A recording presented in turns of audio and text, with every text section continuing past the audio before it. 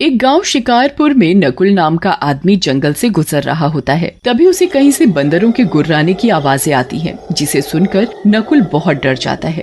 अरे बाप रे, ये बंदरों को क्या हो गया? इतना क्यों चिल्ला रहे हैं ये? ऐसा लग रहा है कोई इन्हें मार रहा है। ओहो, इससे पहले कोई घटना घटे मुझे भी यहाँ से निकल लेना चाहिए। ऐसा सोचकर नकुल वहाँ से भागने लगता है, लेकिन जैसे ही वो थोड़ी दूर जाता है, उसके सामने एक बहुत ही डरावना काला बंदर आकर खड़ा हो जाता है। काला बंदर गुस्से में बहुत जोर जोर से डरावनी आवाजें निकाल रहा होता है। नकुल बहुत ही बुरी तरह से डर जाता है। अरे मर गया रे, ये कौन सा बंदर है भाई? ऐसा लगता है दिन भर च्यवनप्राश खाता है। कितना लंबा चौड़ा है, आज तो मैं गया। नकुल डर के मारे चिल्लाने लगता है। वो बंदर भी नकुल को अपने हाथों से पकड़ लेता है। अरे मर गया रे, अरे कोई बचाओ, इसने मुझे पकड़ लिया है, बचाओ। लेकिन रात होने की वजह से कोई भी नकुल की आवाज नहीं सुनता और काला बंदर नकुल को उठाकर जंगल में गायब हो जाता है। अगले दिन सुबह नकुल को घर पर ना पाकर नकुल की पत्नी सुमन परेशान हो जाती है और नकुल के भाई चंपक के पास जाती है। चंपक भैया, आपको नकुल की कोई खोज खबर है? कल रात से घर नहीं लौटे हैं। कल रात से घर नहीं आया? लेकिन भाभी, नकुल तो रोज टाइम से घर आ जाता है। लगता है कहीं काम से फंस गया होगा। आप चिंता ना करो, मैं अभी उसके बारे में पता करता हूँ। फिर चंपक के समझाने पर सुमन शांत हो जाती है और चंपक भी नकुल को ढूंढने निकल जाता है। काफी ढूंढने के बाद भी उसे नकुल का पता नहीं चलता। उसी रात गर्मी होने के कारण गांव वाले अपने घरों की छतों पर लेटे होते हैं। तभी एक छत से जोर से किसी के कूदने की आवाज आती है। सो रहा आदमी नींद में ही बोलता है, कौन है भाई? इतनी रात को क्यों शोर कर रहे हो? जाओ, मुझे भी सोने दो और खुद भी सो जाओ। तभी बंदर उसे उठा लेता है। अरे मर गया रे, इस बंदर ने मुझे पकड़ लिया है। अरे बचाओ। लेकिन इससे पहले गांव वाला कुछ समझता, बंदर उसे भी उठाकर जंगल की ओर भाग जाता है। अगली सुबह गांव वाले के गायब होने की खबर पूरे गांव में फैल जाती है। गांव वाले मुखिया के पास जाते हैं और उन्हें बोलते हैं, अरे मुखिया जी, कल एक गांव वाले को कोई बंदर उठा कर ले गया।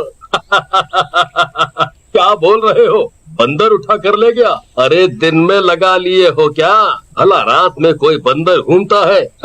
क्या बात कर रहे हो? मुखिया की बात सुनकर गांव वाले वहां से वापस चले जाते हैं। उसी रात चंपक जंगल से गुजर रहा होता है। तभी उसे बंदर के गुर्राने की आवाज सुनाई देती है। ये कैसी आवाजें आ रही हैं? वो भी इतनी डरावनी। इससे पहले चंपक कुछ समझ पाता, उसके सामने एक बंदर आकर खड़ा हो जाता है, जिसे देखकर चंपक वहां से भागने लगता है। अरे बाप रे, ये तो भूतिया बंदर लग रहा है। इतना बड़ा है, लेकिन मैं इससे कैसे बचूं? कब भागूंगा? ये तो मुझे पकड़ ही लेगा। तभी उसे याद आता है कि उसके पास एक माचिस है। चंपक जल्दी से माचिस जला देता है और बंदर के आगे कर देता है। बंदर आग से डरकर भाग जाता है और चंपक भी गांव की तरफ भाग लेता है। भागते समय उसे एक औरत दिखती है। ये औरत, वो भी इतनी रात में जंगल में क्या कर रही है? रे छोड़ ना चंपक, भाग ले, नहीं तो तेरी कहानी बच्चों की चंपक में छप जाएगी। लेकिन डर के मारे चंपक उस ओर नहीं देखता और घर पहुंचकर चंपक जल्दी से दरवाजा बंद कर लेता है। भूतिया बंदर के डर के मारे रात में कोई घर से नहीं निकलता था। भैया, हम तो सोच रहा हूँ इस गांव से अब दूर चला जाऊं। जिस तरह से ये भूतिया बंदर सबको उठा ले जा रहा है, कुछ दिन में यहाँ केवल गांव ही बचेगा, इंसान नहीं। तभी वहाँ लक्ष्मी और सुमन आ जाती हैं और दोनों से बोलती हैं, तुम दोनों कैसी बहकी बहकी बातें कर रहे हो? भला कोई अपना घर किसी के डर से छोड़ता है? इससे अच्छा है कि तुम दोनों चूड़ियां पहन लो, बड़े मर्द बने फिर रहे हो। लेकिन लक्ष्मी, तुम समझ नहीं रही हो, उस बंदर के आगे हमारी ताकत कुछ भी नहीं है। वो बहुत शक्तिशाली है। आप दोनों चिंता मत करो, मैं आज ही गांव के लोगों को इकट्ठा करती हूँ। शाम को गांव के लोग एक जगह पर इकट्ठा हो जाते हैं। इस भूतिया बंदर से हम केवल लड़कर ही मुकाबला कर सकते हैं। हमें लड़ना होगा। मुझे आपका और गांव वालों का साथ चाहिए। क्यों नहीं चंपक बेटा, गांव के हर आदमी तुम्हारे साथ हैं। इसके बाद चंपक गांव वालों को अपनी योजना बताता है, जिसे सुनकर गांव वाले उसकी योजना से सहमत हो जाते हैं और चंपक के साथ में चल पड़ते हैं। गांव वाले और चंपक जंगल के बीच में बनी एक गुफा में पहुंचते हैं। हो ना हो वो बंदर इसी गुफा में से आता है, चलो इसके अंदर चलते हैं। फिर चंपक और गांव वाले गुफा के अंदर चले जाते हैं। अंदर जाने पर गांव वालों को बंदर सोता हुआ दिखता है। चंपक भैया, ऐसा करो आप ही बंदर से निपटो। इतने बड़े बंदर से निपटना हम लोगों के बस की बात नहीं है, हम चलते हैं। लेकिन तभी वो बंदर उठ जाता है और गुस्से में गुर्राने लगता है। अरे भागो, अपनी अपनी जान बचा कर भागो। बंदर भी उनका पीछा करने लगता है, लेकिन तभी भागते भागते बंदर एक गड्ढे में गिर जाता है। चंपक गड्ढे के पास आता है और जोर जोर से हंसने लगता है। चंपक की हंसी सुनकर गांव वाले भी रुक जाते हैं और गड्ढे की तरफ जाते हैं। क्या बात है मुखिया जी, आप भी कमाल हैं। क्या आइडिया निकाला है, अब ये बंदर इस गड्ढे से नहीं निकल पाएगा। चंपक बेटा, समय बर्बाद करने का समय नहीं है। इससे पहले ये बाहर निकले, इसे आग लगा देते हैं। लेकिन इससे पहले कि गांव वाले कुछ करते, एक भयानक चुड़ैल आ जाती है और गुस्से में बोलती है, खबरदार किसी ने भी इसे जलाया तो मैं उस आदमी की जान ले लूंगी। ये तो जलेगा दुष्ट चुड़ैल, मैंने तो तुझे उस समय ही पहचान लिया था जब तूने इससे मेरे ऊपर हमला करवाया था। अब तो ये जरूर जलेगा। नहीं नहीं, रुक जाओ, इसे मत जलाओ। ये मेरा पति है, एक दुष्ट तांत्रिक की वजह से इसकी ये हालत हो गई है। ये जो कुछ भी कर रहा है मेरी वजह से कर रहा है। उस दुष्ट तांत्रिक ने मुझे अपने कब्जे में ले रखा है और मुझे बचाने के लिए ये ऐसा कर रहा है। नहीं नहीं चुड़ैल, तू झूठ बोल रही है। अब तेरा ये बंदर जब हमारे कब्जे में आया है तो इसे बचा रही है। नहीं नहीं मुखिया जी, मैं सच बोल रही हूँ। वो तांत्रिक इस जंगल के दूसरे कोने में रहता है। अगर आप बोलो तो मैं आपको वहाँ ले जा सकती हूँ, पर वहीं पर कई गांव वाले उस तांत्रिक के कब्जे में है जिसे मेरे पति ने उठाया था। फिर चुड़ैल की बात मानकर कुछ गांव वाले वहीं बंदर के पास रुक जाते हैं और कुछ गांव वाले चुड़ैल के साथ जाते हैं। जंगल के अंदर एक गुफा होती है। उस गुफा में से तेज रोशनी आ रही होती है। गुफा के दरवाजे पर जाकर चुड़ैल रुक जाती है और मुखिया को कहती है, मुखिया जी बस, मैं इससे आगे नहीं जा सकती। अगर मैंने ऐसा किया तो दरवाजे पर पैर रखते ही मैं जल जाऊंगी।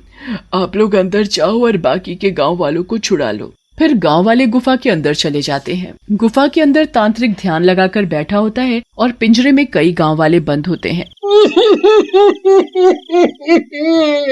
मुझे बचा लो मुखिया जी, चंपक भाई, इस तांत्रिक ने हमें कैद कर रखा है और हमारी बलि देने वाला है। शोर सुनकर तांत्रिक गुस्से में उठ जाता है और बोलता है, इतने सारे गांव वाले, लगता है आज ही मेरी साधना पूरी हो जाएगी, सबकी बलि दे दूंगा।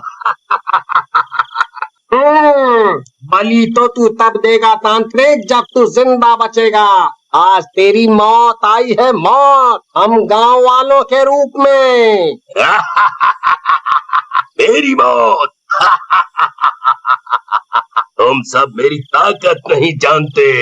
ऐसा कहकर तांत्रिक बाकी गांव वालों को भी अपने जादू से बांध देता है। काफी देर होने पर किसी भी गांव वाले के ना निकलने पर चुड़ैल सोचती है, लगता है इस तांत्रिक ने बेचारे गांव वालों को बंदी बना लिया है, अब मुझे ही कुछ करना होगा। ऐसा कहकर चुड़ैल गुफा के अंदर जाने लगती है। जैसे ही चुड़ैल गुफा के दरवाजे पर पैर रखती है, जलने लगती है और जलते हुए ही अंदर चली जाती है। चुड़ैल, बहुत प्यार आ रहा है तुझे गांव वालों पर, इनके लिए भी जल गई। चलो, अच्छा है, तू मेरे हाथों नहीं मरेगी। तांत्रिक की बात सुनकर चुड़ैल हंसने लगती है और कहती है, मैं अकेले नहीं मरूंगी तांत्रिक, अब तू भी मेरे साथ जाएगा। ऐसा कहकर चुड़ैल तांत्रिक से चिपक जाती है।